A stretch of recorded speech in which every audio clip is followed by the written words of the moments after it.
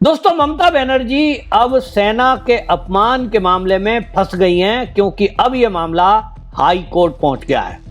आपको ध्यान होगा, अभी कुछ दिनों पहले सेना के बारे में ममता बनर्जी ने बाकायदा खुले मंच से एक टिप्पणी की थी, और उस टिप्पणी के बाद सेना के अंदर आक्रोश इस बात को लेकर था कि जो सेना देश की सेवा में दिन रात जुटी रहती है, जिसका पॉलिटिक्स से कोई लेना देना नहीं है, उसके ऊपर पॉलिटिक्स करने का जो आरोप ममता बनर्जी ने लगाया, उस आरोप का अब क्या जवाब दिया जाए। हालांकि पूर्व सैनिक ने इसको सेना का अपमान बताते, जो कलकत्ता हाई कोर्ट है उसमें जस्टिस तीर्थंकर घोष की पीठ पे ये एप्लीकेशन पीठ में लगाई है, और उसका कहना है कि ममता बनर्जी ने जिस तरह से सेना के बारे में टिप्पणी की, जिस तरह से सैनिकों के बारे में बोला कि 200 सैनिक थे, भाग गए, हमने भगा दिए, ये इस तरह की भाषा जो इस्तेमाल की गई है, ये सैनिकों का अपमान है, और इस पर ममता बनर्जी को माफ़ी मांगनी चाहिए, नहीं तो इसमें अपमान करने की टिप्पणी जो की गई है उसके लिए सजा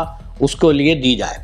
अब क्या होगा ये तो बाद की बात है, लेकिन इस मामले में जो केंद्रीय मंत्री गिरिराज सिंह हैं उनका भी बयान सामने आया, और उन्होंने कहा कि ममता बनर्जी जिस तरह का काम कर रही हैं वो तानाशाही है, और तानाशाही वो पूरे प्रदेश में करना चाहती है। जिस तरह का उनका काम है कि जो भी संवैधानिक संस्थाएं हैं उसका विरोध करना, उसको गाली देना, विधानसभा के अंदर देश के प्रधानमंत्री को गाली देना, ये सब चल रहा है। अब इस मामले में आपको बता दें कि ये जो टीएमसी है, इनका भाषाई विवाद को लेकर के जिस तरह से पूरे देश के अंदर गृह मंत्री अमित शाह ने एक आदेश दिया था सभी सरकारों को कि वो जो भी घुसपैठिए हैं उनकी पहचान की जाए और उनको डिटेंशन सेंटर या तो जेल में डाला जाए।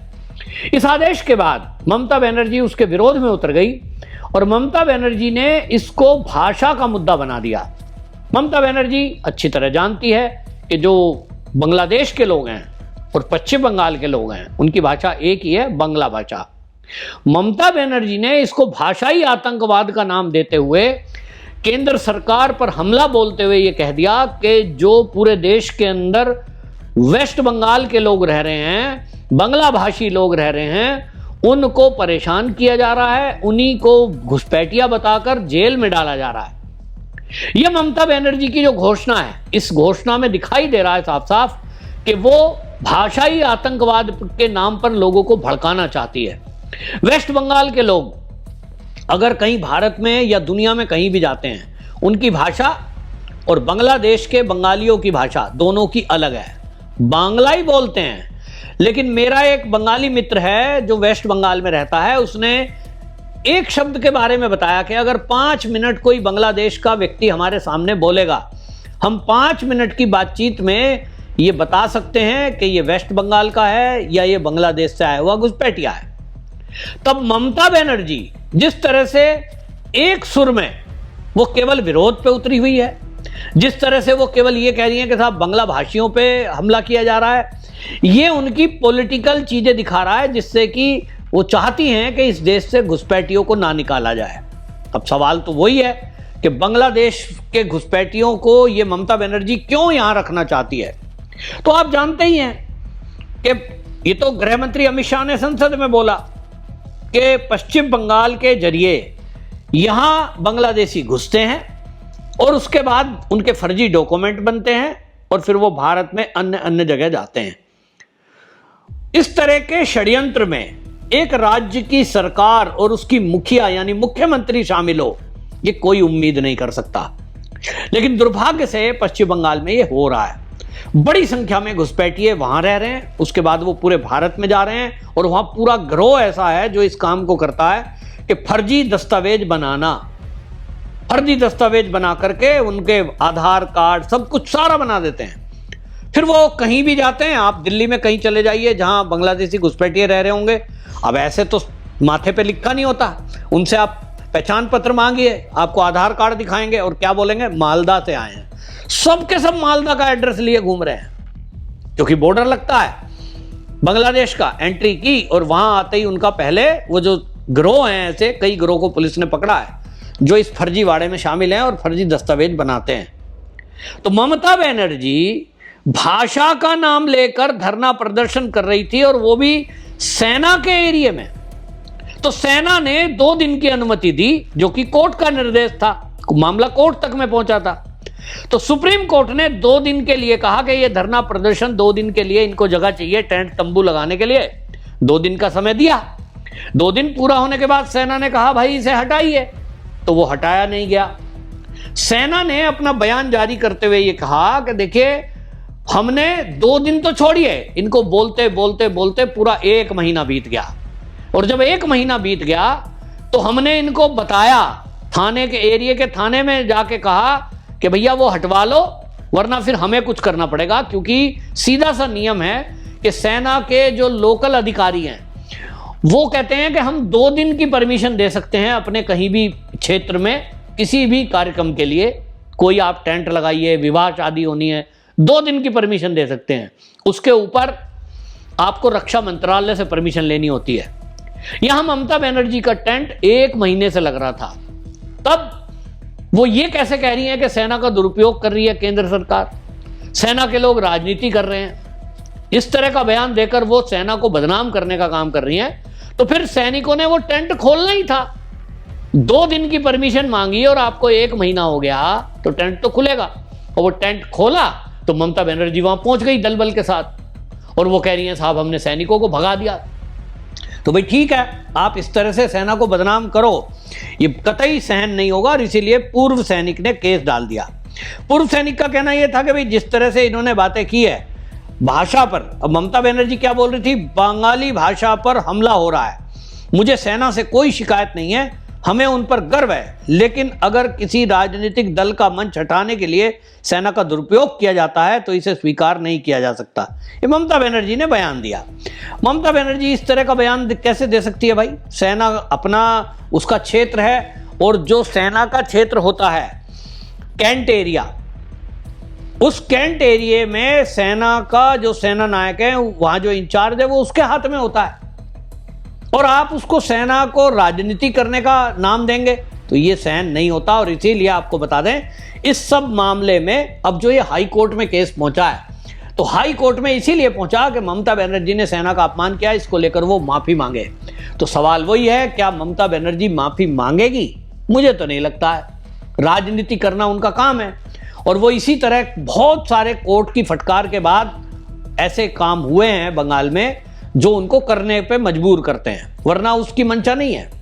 इसको लेकर आपको बता दूं, गिरिराज सिंह केंद्रीय मंत्री हैं और वो तक बयान दे चुके हैं। पहले आपको ये सुनाता हूं ममता बनर्जी ने कहा क्या था, सुनिए आप। I am not blaming the army, I am blaming BJP party, their minister, and if they misuse army like this to dismantle the political party stage and to dismantle the decoration, the microphone, the stage, you can see in your own eyes. Yesterday there was a program and today they vacated all this. They should have consulted West Bengal police, because law and order is the police subject. They should have consulted Kolkata Police Commissioner. Kolkata Police Commissioner should have consulted our party. And if they have any objection, I should have opened it even within a minute. I don't have any problem. There are so many areas belongs to army and railway. We don't want to disturb them, we never. But I am sorry to say it is not the army. पीछा में क्या है? छुपा Rustam BJP party है and their government. Forcefully they have dismantled our stage. They misuse army because of their political vendetta and political purpose.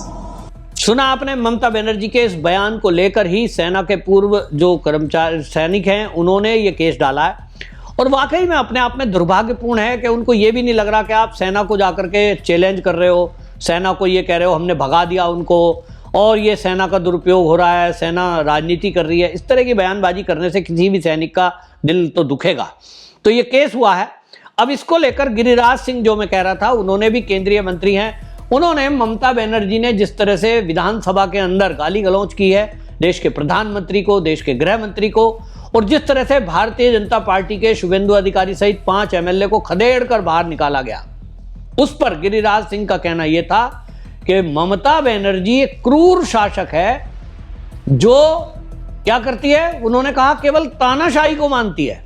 विधानसभा में जिस तरह की गाली गलौच और काम किया गया उसको देखते हुए लगता है कि ये जो है बांग्लादेश को, यहां पश्चिम बंगाल को बांग्लादेश बनाना चाहती हैं। ममता बनर्जी के बारे में क्या कहा था गिरिराज सिंह ने, आप खुद सुनिए। कि ममता बनर्जी आज की तारीख में एक ऐसी क्रूर शासक है जो डेमोक्रेसी को नहीं मानती, डिक्टेटरशिप को मानती, और जो प्रधानमंत्री को विधानसभा के अंदर गाली दे, गृह मंत्री को गाली दे, वो कभी फेडरल स्ट्रक्चर को नहीं मानती। वो मानती है केवल बंगाल को बांग्लादेश बनाना चाहती है। विधानसभा के अंदर जिस तरह से शुभेंदु अधिकारी को पीटने का काम किया, शंकर घोष को, सारे लोगों को जिस ढंग से 5 एमएलए को पीटा है, ये इससे बड़ा दुर्भाग्यपूर्ण और कुछ नहीं होगा। और ममता बनर्जी के सामने सब लोगों की पिटाई हुई है, इससे बड़ा दुर्भाग्यपूर्ण।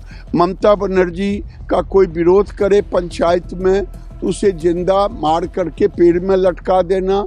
ममता बनर्जी बंगाल का अपमान कर रही हैं, बंगाल की भाषा का अपमान कर रही हैं, क्योंकि बांग्लादेशी घुसपैठी कभी बंगाली नहीं हो सकता, वो देश का दुश्मन है। ममता बनर्जी वोट का दोस्त मान करके अगर बीजेपी की सरकार आएगी तो हम एक एक घुसपैठिए को 71 से आए हुए 1972 से आए हुए घुसपैठिए को निकालूंगा। और इन्होंने जिस तरह से बंगाल फाइल को बंद किया है, बंगाल फाइल को बंगाल में बंद कर सकती हैं, लेकिन बंगाल के हिंदुओं के दिलो दिमाग पर बंगाल फाइल बना हुआ है। सुना आपने, गिरिराज सिंह ने सीधा सीधा ममता बनर्जी को ये कह दिया कि वो तानाशाही चलाना चाहती है और इस देश को बांग्लादेश बनाना चाहती है। अपने आप में बहुत बड़ा आरोप है, लेकिन जिस तरह के हालात पश्चिम बंगाल में दिखाई दे रहे हैं उससे तो साफ दिखता है घुसपैठियों को खुला निमंत्रण है, घुसपैठियों को सारी सुविधाएं हैं और वहां हिंदुओं का बुरा हाल है। दूसरी बात, ममता बनर्जी चुनाव आयोग को भी चुनौती दे चुकी कि चुनाव आयोग यहां एसआईआर नहीं हम करने देंगे, एक भी नाम कटने नहीं देंगे। तो कुल मिलाकर के ममता बनर्जी का रुख दिखाई दे रहा है साफ साफ कि ममता बनर्जी का मूड क्या है। वो खुलकर के घुसपैठियों के साथ खड़ी हैं। आखिरकार क्यों? वो क्यों नहीं घुसपैठियों को खुद से निकालने की बात करती? वो साफ दिखाई दे रहा है कि उन्होंने तो तय कर लिया कि उनको सत्ता में बने रहना है, देश की सुरक्षा से उनको कोई लेना देना नहीं है। अपनी सत्ता के मोह में जिस तरह से उन्होंने जो कट्टरपंथी लोग हैं उनको खुली छूट दे रखी है। आप देखें, कोई हिंदुओं की यात्रा निकल रही हो उस पर लगातार हमले होते हैं। तो ये ममता बनर्जी का साफ साफ दिखाई दे रहा है और इसीलिए गिरिराज सिंह का ये बयान अपने आप में बहुत महत्वपूर्ण हो जाता है कि केंद्रीय मंत्री अगर ये कह रहा है कि ममता बनर्जी तो बांग्लादेश बनाना चाहती है। आपको दोस्तों क्या लगता है? ममता बनर्जी जिस तरह से तुष्टीकरण कर रही है, बंगाल के जो लोग हैं वो तो साफ देख रहे हैं। आपको क्या लग रहा है, क्या ममता बनर्जी वाकई में एक कोई षड्यंत्र के पीछे काम कर रही है कि जिस तरह से घुसपैठियों को खुली छुट्टी दी हुई है, जिस तरह से बीएसएफ का सहयोग नहीं कर रही है, जिस तरह से ममता बनर्जी कहती हैं हम एसआईआर से नाम नहीं कटने देंगे, एसआईआर के दौरान एक भी व्यक्ति का नाम नहीं कटने दूंगी।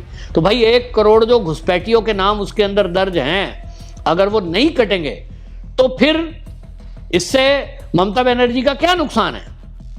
अगर वो बांग्लादेश के लोगों के बेस पे सरकार में रहना चाहती है तो नुकसान है।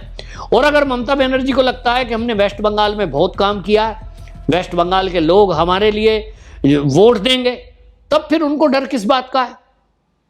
ये अब जो बौखलाहट है वो ममता बनर्जी की साफ साफ दिखाई दे रही है। और अब चुनाव आयोग के साथ साथ वो सेना से भी टकरा रही हैं। ये दिखा रहा है कि किस तरह से ममता बनर्जी को अब डर सता रहा है अपनी सत्ता जाने का। आपकी इस पर क्या राय है, कमेंट में जरूर लिखें, वीडियो शेयर करें। वंदे मातरम।